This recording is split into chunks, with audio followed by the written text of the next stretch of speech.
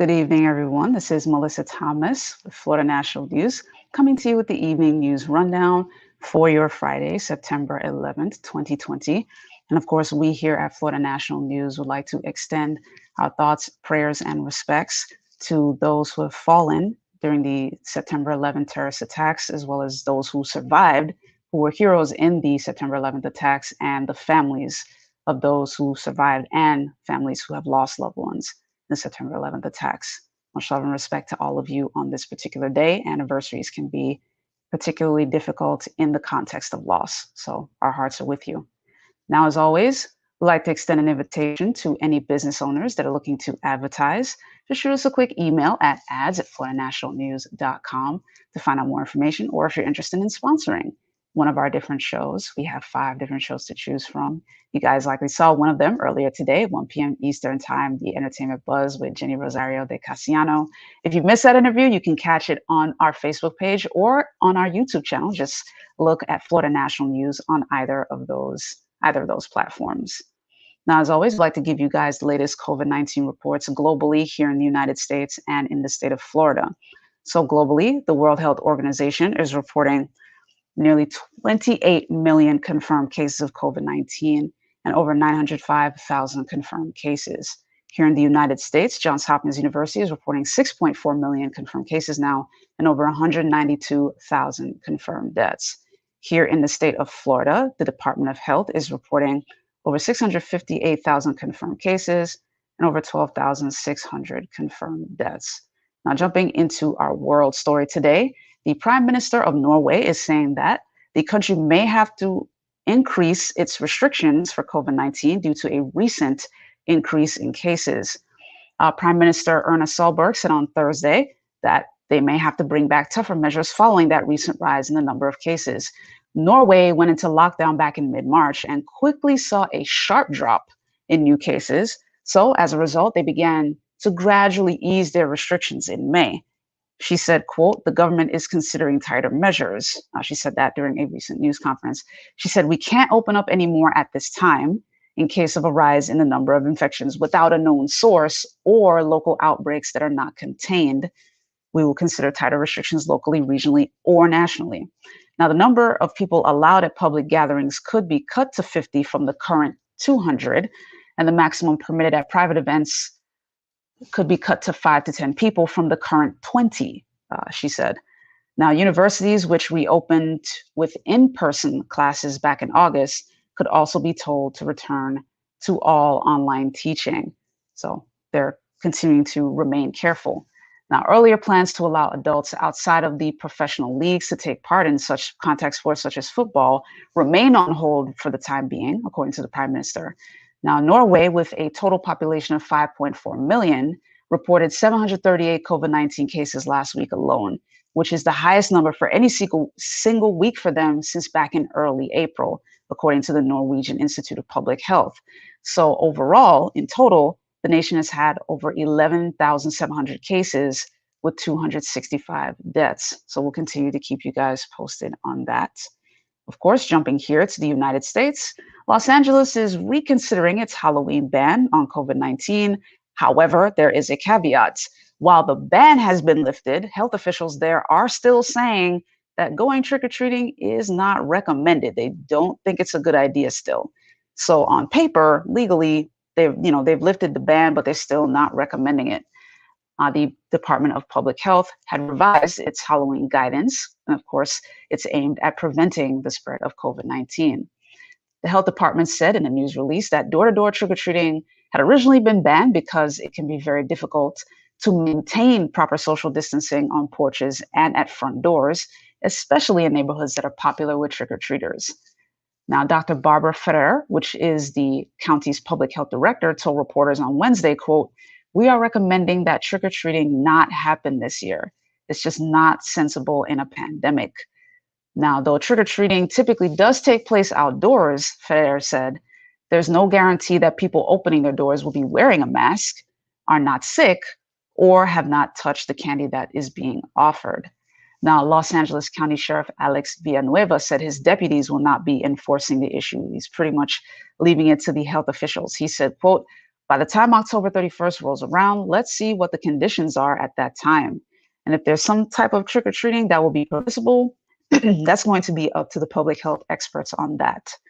Now, excuse me, the guidance bans gatherings or parties with non-household members, even when held outdoors. So that means carnivals, festivals, live entertainment, and haunted house attractions are also prohibited.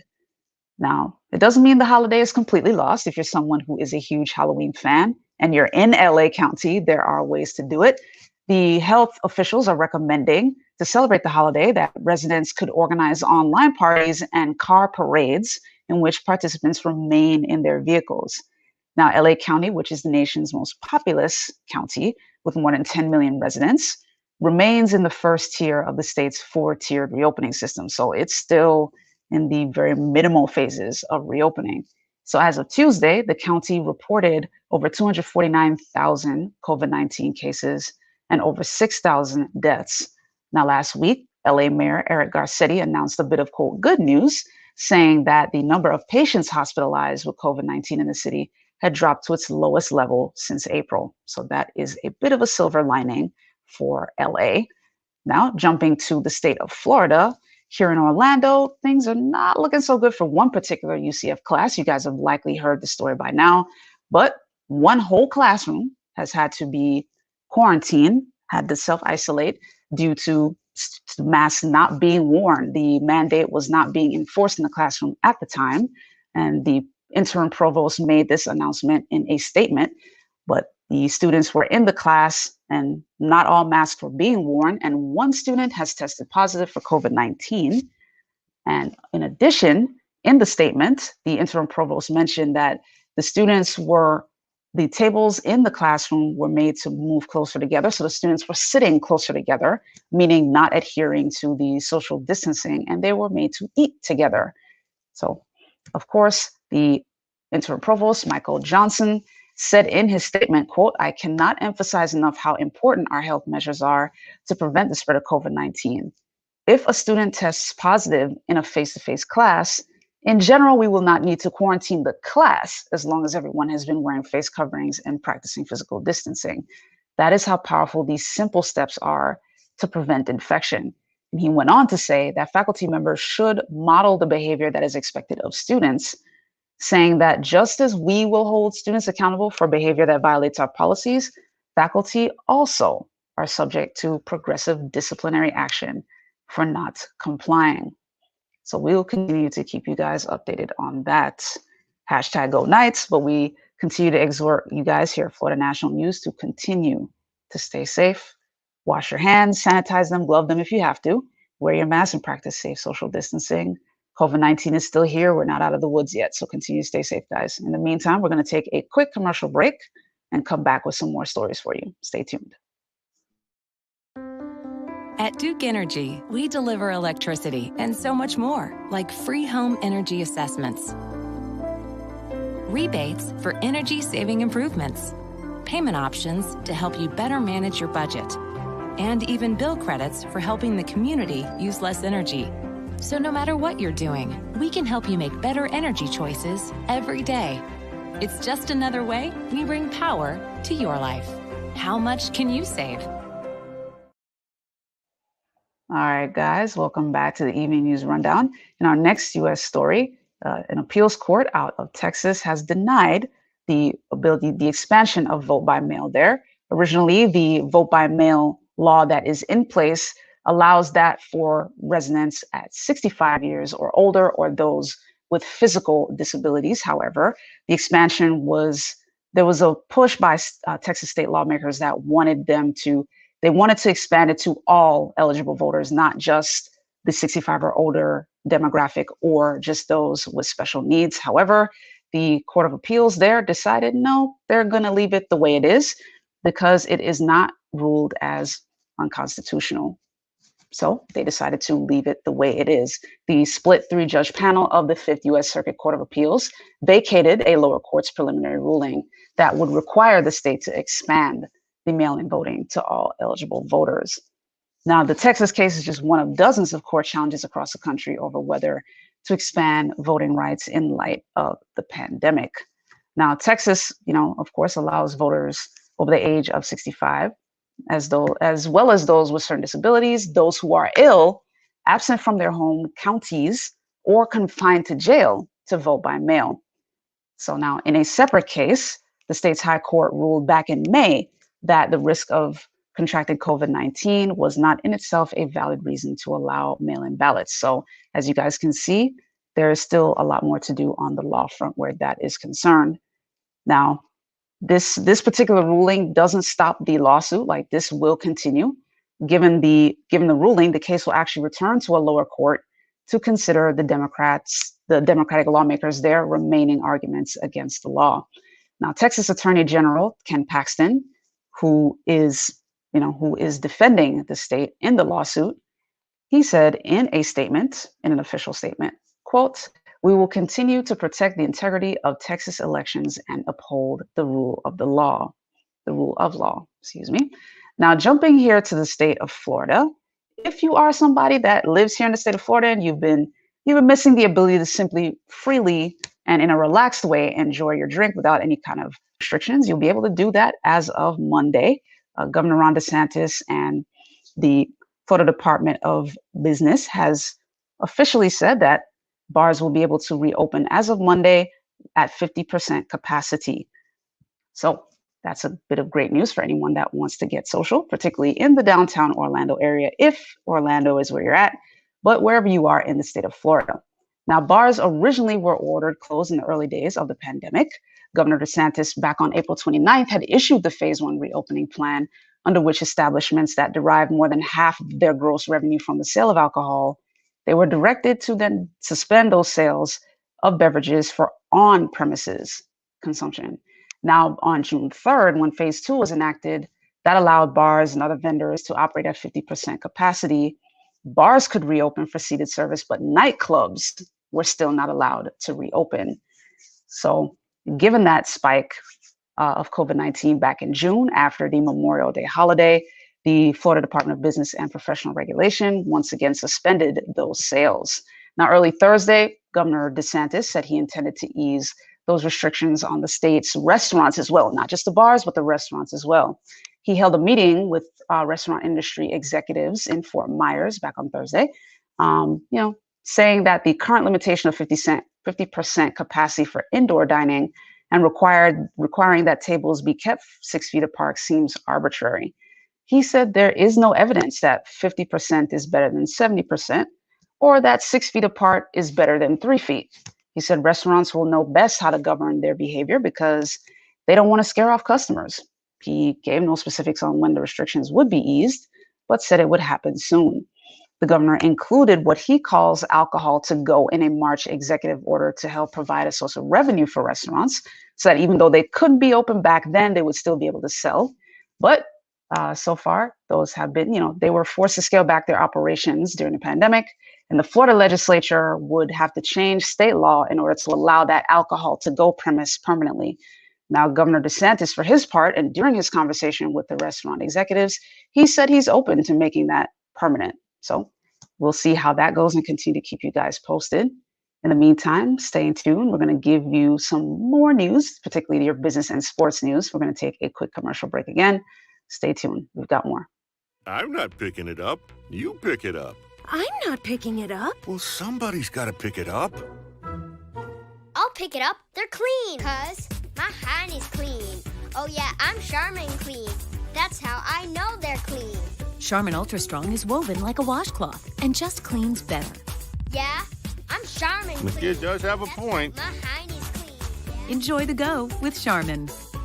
And for an extra clean finish, try Charmin Flushable Wipes. All right, guys, welcome back to the Evening News Rundown. And a bit of an update as it regards to TikTok.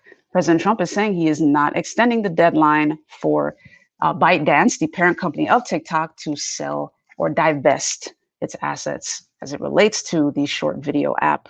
As you guys know, as we've been reporting, so far TikTok has been kind of courting several different buyers, particularly Microsoft. That was one of the bigger companies looking to make that deal with TikTok.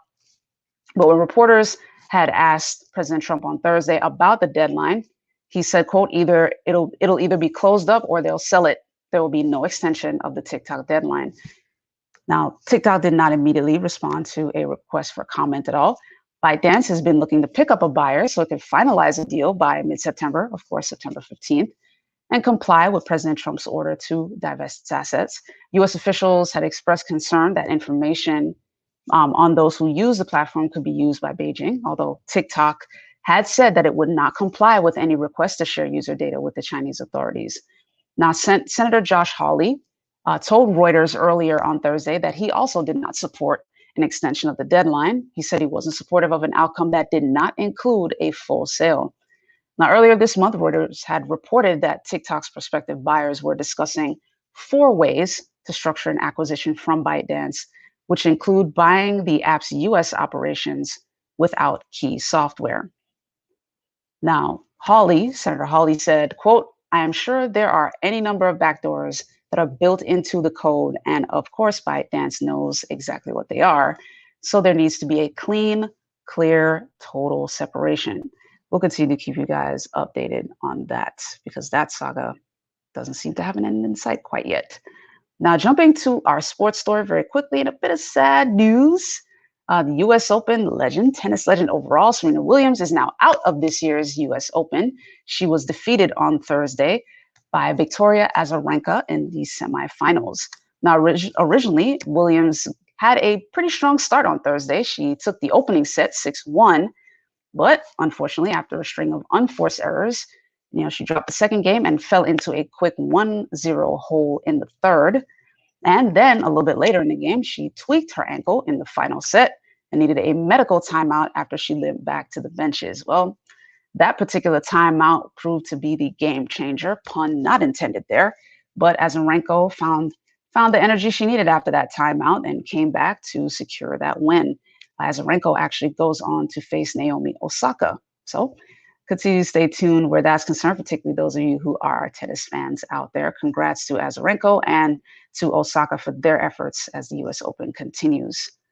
But we're going to take a final commercial break and come back with your entertainment story. So stay tuned as we wrap up. You need time to stand still or get up and go. You need to unplug or to reconnect with those who matter most. You need to kick back,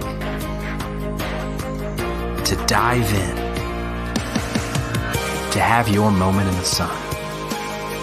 You need a palace to lift your spirits, to taste the finer things. You need room to feed your soul, to remember why you travel. You need Lowe's.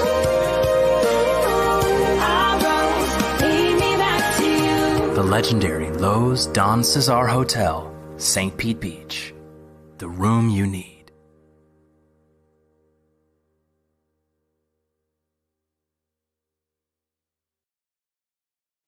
All right, guys, welcome back to the Evening News Rundown as we wrap up with the entertainment story for your Friday. SNL is returning to its studios for the 46th season. So that is exciting news, particularly for SNL. That is a very long-running show, and we know why. However, the sketch series has set October 3rd for its season premiere. And once again, it will be aired live across the country at 11:30 p.m. Eastern Time, 8:30 p.m. Pacific Time. NBC says the show will return to its home base in Rockefeller Center Studio 8H to kick off the season. The premiere will mark the first in-studio edition of SNL in nearly 7 months. The show's last episode before the COVID-19 pandemic shut down production aired back on March 7th with Daniel Craig hosting. Now, 3 remote editions of the show with cast members and musical guests all performing from their homes had closed out the season back in the spring. And of course, in keeping with the show's usual MO, little else is known about the season premiere. SNL typically doesn't announce its first list of hosts or which cast members are returning and who's joining the ensemble until closer to its air date. So we still have a little bit more time to wait before we get more details. The show's return to in-studio production follows that of a number of other late-night programs. NBC's Tonight Show starring Jimmy Fallon and The Late Night with Seth Meyers have both resumed taping at 30 Rock, and CBS's Late Show and Late Late Show have done the same at their respective studios, although Late Show host Stephen Colbert is filming from a replica of his office at New York's Ed Sullivan Theater rather than in the theater itself, of course, remaining careful, right? Now, Jimmy Kimmel is set to return to his ABC late night show on September 21st, following his long summer break. Now, SNL has a much larger cast than any of those shows, of course, and more moving parts with multiple sketches and musical performances. Now, NBC isn't yet sharing details on how the show will accommodate for COVID-19 safety precautions, but we will likely get more information, again, as the date draws closer. But that does it for us here at the Evening News Rundown, guys. Thank you, as always, for tuning in. If you haven't yet, be sure to like, share, subscribe, follow, all that fun stuff. You'll find us at Florida National News on Facebook, YouTube, and Instagram. And on YouTube, not only click the subscribe button, but the little bell icon so you can receive all the notifications for all of our shows. And of course, just as a quick reminder for those looking to advertise, we have 5 shows to choose from, as well as our awesome website. Be sure to shoot us an email at ads@floridanationalnews.com if you're interested and to find out more. But thank you, guys. And again, much love and respect to the families and survivors of the 9/11 tragedy. We know this particular day can be a difficult one since it is an anniversary of a major and tragic loss as a nation. We hope you guys have a safe Friday, a peaceful Friday, and a great weekend. You guys take care.